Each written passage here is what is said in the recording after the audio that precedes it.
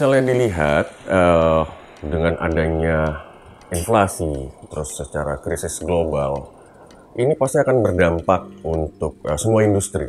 Semua industri pasti akan ada dampak untuk semua industri.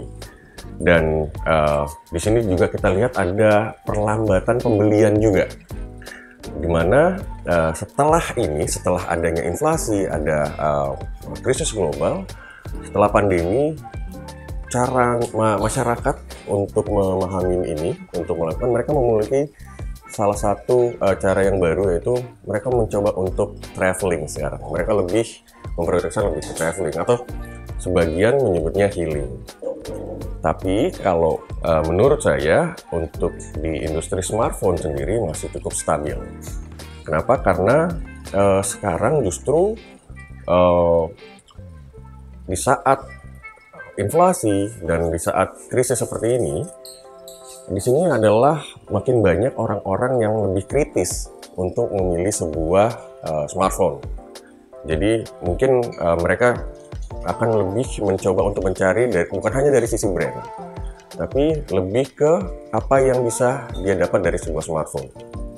Nah, di sini yang saya lihat adalah opportunity-nya.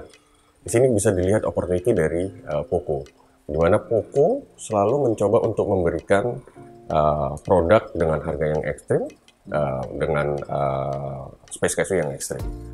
Jadi menurut saya akan menjadi challenge ke depannya juga sekarang di sini, tapi smartphone masih sangat stabil.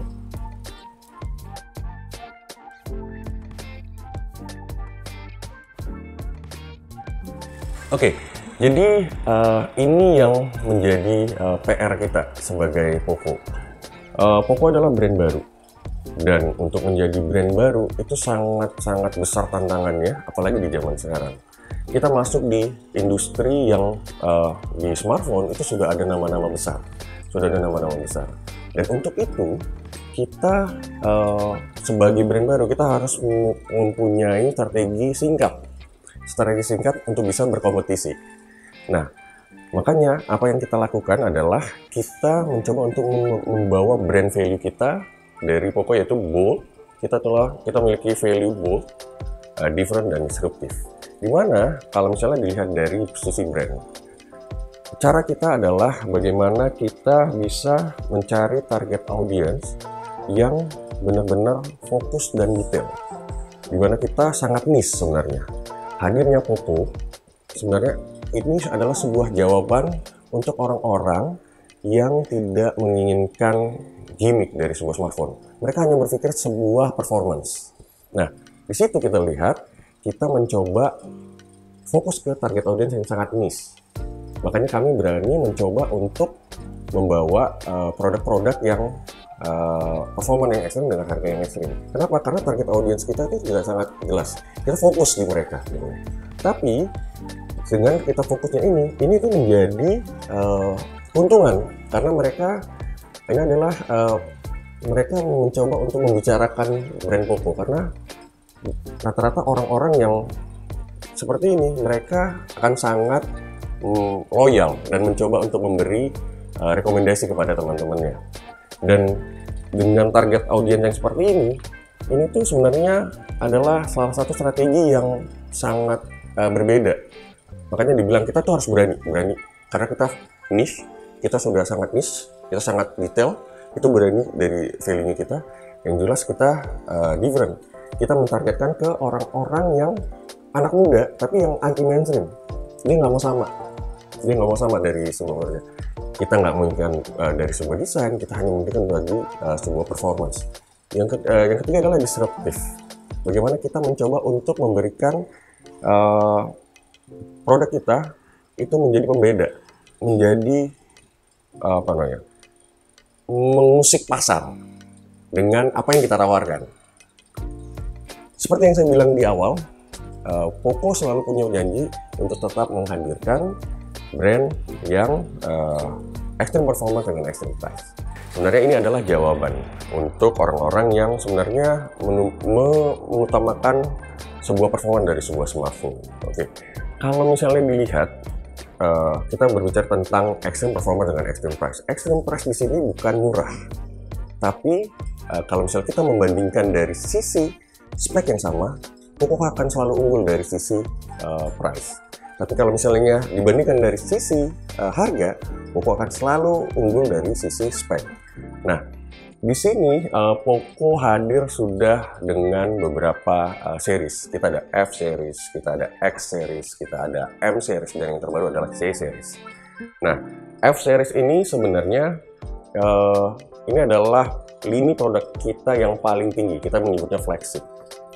Di sini kita tujukan buat anak-anak muda atau orang-orang yang berjiwa muda yang menginginkan sebuah the latest teknologi dari sebuah smartphone. Performa yang udah jelas, mereka akan melihat dari sebuah prosesor, dari sebuah layar yang terbaru, teknologi-teknologi yang terbaru, RAM, storage, terus anything the latest teknologi. Dimana X series itu memang ditujukan buat anak-anak muda yang tetap anak muda, yang anti mainstream, yang dia lebih kesehariannya lebih mengutamakan untuk bermain game. Jadi rata-rata para orang-orang atau anak-anak muda yang pengen banget untuk menjadi pro player, dia akan melihat X series di sini.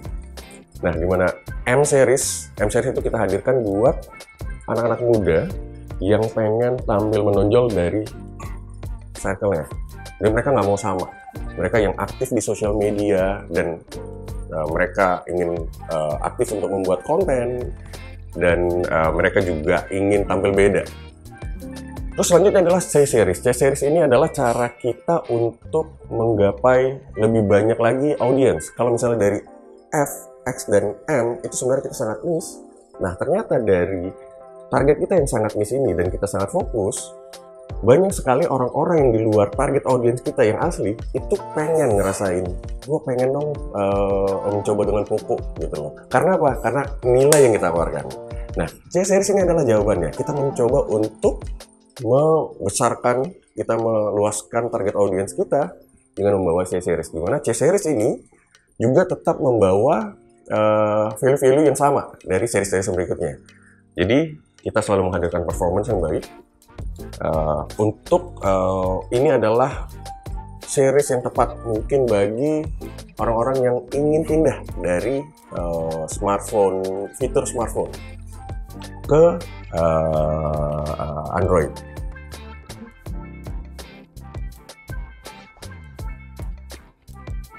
Oke, tantangannya sebenarnya seperti yang saya sebutkan sebelumnya. Hadir sebagai brand baru, kita emang harus bisa membuat sesuatu yang bisa dilihat oleh pasar. Jadi di Poco kita selalu berpikir lebih. Kalau misalnya kita brand baru dan target kita sangat niche, bagaimana kita harus bukan hanya recognize atau dikenal di lokal, tapi juga di global. Jadi kita mencoba untuk melakukan sesuatu yang beda sesuai dengan value kita, bold, different, disruptive. Apa yang kita lakukan secara brand yang kita lakukan adalah kita mencoba untuk mencari sesuatu yang brand lain belum pernah lakukan di sini. Contohnya, Poco secara global ini bisa dibilang adalah online brand.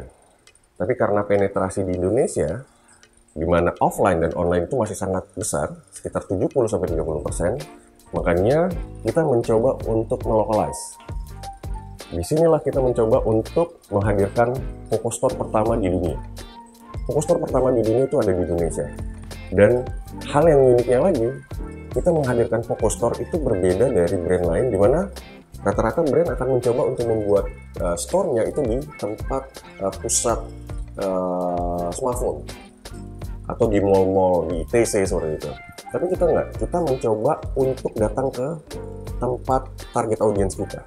Jadi Poco Store pertama kita di Indonesia dan di dunia itu kita buat di Hangout Place. Objektifnya kita bukan untuk jualan, tapi kita ingin lebih dekat dengan target audiens kita yang niche. Mereka akan datang, mereka mungkin akan hangout dulu, mereka akan nongkrong dulu, mereka akan lihat ada Poco di situ, mereka penasaran, mereka tanya-tanya, nextnya mereka akan coba untuk masuk ke toko, nextnya dia akan mencoba produk kita, mereka mencoba produk kita, mereka beli, dan mereka akan menjadi orang-orang yang membantu kita untuk menyebarkan nilai-nilai Poco. Gitu. Nah, yang kedua, bagaimana kita juga bukan hanya bisa menarik perhatian orang-orang yang ada di Indonesia, bahkan di global, kita mencoba untuk mencari partner-partner yang sangat unik. Salah satunya adalah Niji Sanji. Brand salah satunya yang bekerja sama dengan Niji Sanji. Niji Sanji itu adalah virtual virtual anime. Jadi kita banyak sekali orang-orang yang memiliki demand yang berbeda-beda. Makanya kita mencoba untuk masuk ke target market yang niche, sebenarnya sangat niche banget, nggak banyak yang tahu.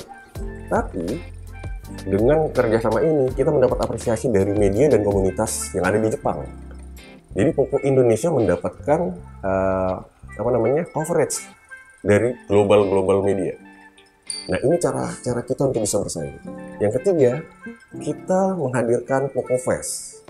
Poco Fest itu adalah dimana kita mencoba untuk menggabungkan genre-genre musik dari anak muda, ada rap. Kemarin kita kerjasama dengan Bassboy. Terus kita kerjasama dengan Danila, Tuan 13, 420, dan juga salah satu band dari Bandung, Depan Turas. Ini memiliki genre-genre yang berbeda, dan hasilnya salah satu media musik dari global namanya NME itu menyorotin Poco Fest karena melakukan salah satu launching dengan cara yang berbeda, dengan menyatukan musik yang berbeda.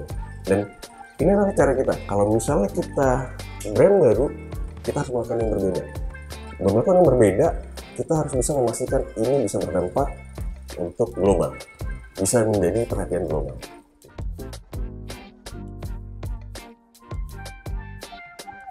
Oke, gini. Yang paling pertama itu yang saya tekankan adalah untuk mengenal dulu Poco sebagai brandnya seperti apa. Saya selalu merekomendasikan atau mengajak mereka, ayo coba untuk mencintai brand ini dan bisa menjadikan brand ini bagian dari hidup kalian. Karena pada saat brand ini menjadi bagian hidup, kalian akan sangat tidak merasa bekerja. Kalian akan sangat willing untuk mengobrol brand ini kapanpun. Kalian akan sangat willing untuk memperjuangkan brand ini kapanpun. Dan oleh karena itu, tim bisa sangat mengerti tentang produk yang akan kita bawa, target audience yang akan kita bawa. Contohnya adalah Poco. Poco itu sangat dikenal dengan di masyarakat handphone yang sangat powerful untuk gaming. Jadi kalau misalnya itu kita setiap hari untuk rilis stres pada saat jam istirahat, kita biasanya ada mabar. Jadi saya biarkan, bahkan saya sendiri harus belajar main game. Saya harus belajar main Mobile Legends, Free Fire, PUBG. Jadi ini adalah cara kita untuk merilis stres. Jadi kita bikin klub sendiri untuk bermain game, di mana supaya kita bisa sangat relate dengan target audiens kita. Jadi pada saat kita ngobrol tentang game, kita juga bermain, kita juga sebagai pelaku game. Bahkan saya sebagai lead Poco juga, saya terjun di dunia game.